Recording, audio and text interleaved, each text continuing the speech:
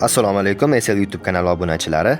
Bugungi videoda Anglify jamoasini SWOT tahlilini ko'rib chiqamiz. O'tgan o'yindagi ko'rsatgan natijasi, maydondagi harakatlariga qarab. Birinchi navbatda kuchli tomonlar.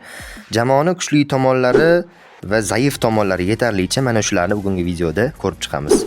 Jamoaning imkoniyatlari albatta alohida ko'rib chiqiladi va so'ngra xavflar. Ya'ni kuchli tomonlar, kuchsiz tomonlar, imkoniyatlar va jamoadagi bo'lishi mumkin bo'lgan xavflar. Birinchi navbatda jamoadagi kuchli tomon bu jamoadagi eng yaxshi natija qayd etayotgan uchlik. Jahonali, Bekzod Jo'rayev va Ismoil Sheraliyev bu uchalasi juda ham nima deydi? Va jarima maydonida erkinlik bilan harakat qilishyapti. Videolarda, manbalarda ko'ryapsiz.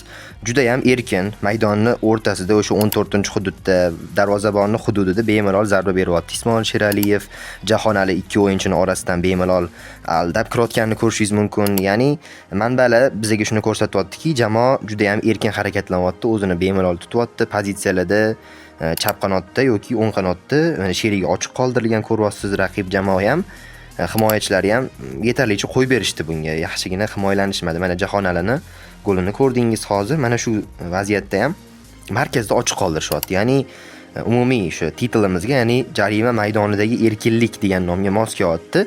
Mana shu uchlikdagi o'yinchi ayniqsa bo'sh qoldirilyapti. Navbatdagi kuchli tomoni uzun uzatmalar, ya'ni krosslar. Krosslar va o'sha diagonal paslar juda zo'r chiqyapti. Bu vaziyatda Javohir Mamatqulovga, Bekzod Jo'rayevga bo'lgan paslar gol bilan yakunlanyapti. Ko'ryapsizmi? Yana sekinlashtirilgan kadrlarda ko'rishingiz mumkin. Bekzod Jo'rayev o'sha fenomenal goliga Jahonali ajoyib kross yetkazib bergan edi, o'sha oyog'ining ichki tomoni bilan. Va zaif tomonlari ham bor. Jamoada ba'zi endi bitta nuqtalarda bo'ldi. U uzoqdan zarbalarni 1-2 marotaba o'tkazib yubordi jamoani o'sha darvozabon yoki himoya nuqtasidagi o'yinchilari. Va ikkita golni olib keldi bu. Mana hozir chap qanotdan berilgan zarbani ko'rdingiz. Mana bu vaziyatda ham uzoq masofadan zarba beriladi chap oyog'i bilan. Bustify o'yinchisi gol urgan o'sha Anglifyning darvozasiga.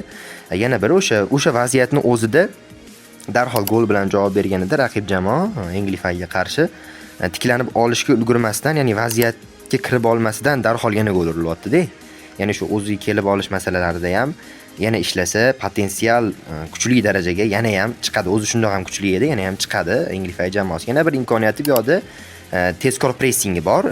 Rasmlarda ko'rayotganingiz, ya'ni videodagi manbalarda Ismoil Sheraliyev va Bekzod Jo'rayev pressingda juda ham vahshiylarcha ishlashyapti.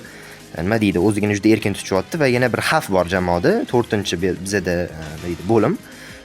Bizada Mamatqulov va Nurulloh Sobirovning o'rni beqiyos, chunki juda muhim rollarni, juda muhim pozitsiyalarni egallab turishdi bular qanotda va hujumdagi markazda, ayniqsa ikkinchi qavatda Mamatqulov o'yiniga alohida baho berishimiz lozim. Demak, kuchli tomonlar jarima maydonidagi erkinligi bo'lyapti, uzun paslar va diagonallar juda ham kuchli, yaxshi chiqyapti Anglify jamoasida, boshqa jamoalarniki bilan solishtirganingizda ham yaxshi bo'lyapti. Bekzod Jo'rayevga bo'layotgan, Mamatqulovga bo'layotgan paslar. Kuchsiz tomonlar bitta-ikkita ko'zga tashlandi. Endi alohida ta'kidlab o'tish lozim emas-ku, lekin baribir buni ham bir qur nazarga olib o'tish kerak. Uzoqdan zarbalar va o'sha o'ziga kelib olishdagi muammo tufayli bittagina gol o'tkazib yubordi jamoa markazdan o'sha chap oyoqda berilgan zarbasini, Bustify o'yinchisini. Va imkoniyatlari juda ham ajratib ko'rsatsa bo'ladi. Bu tezkor pressing va darvozabonni o'sha mashg'ulotlari, sevlari yaxshi bo'lyapti. Buni ham ta'kidlash kerak edi albatta videoda, chunki uzoq masofalardan va yaqin masofalardan yaxshi chiqib kelyapti darvozabon Anglifyda. Xavflar ham bor va jarohatda bo'lishi mumkin. Albatta ehtiyot bo'lishlari kerak jamoa a'zolari. Sobirov va Mamatqulov ham ayniqsa juda yaxshi o'rinlarni egallab turishibdi. Alohida ta'kidlab o'tish kerak bo'ladi va albatta Jahonali Berdiqulov va Bekzod Jo'rayev ham. Demak, tahlilimiz nihoyasiga yetdi. Siz bilan sharhlovchingiz va SL o'yinlarini o'sha siz bilan birga kuzatib sharhlab borayotgan, o'yinni olib borayotgan Zulfiqor Jafarov bo'ldi.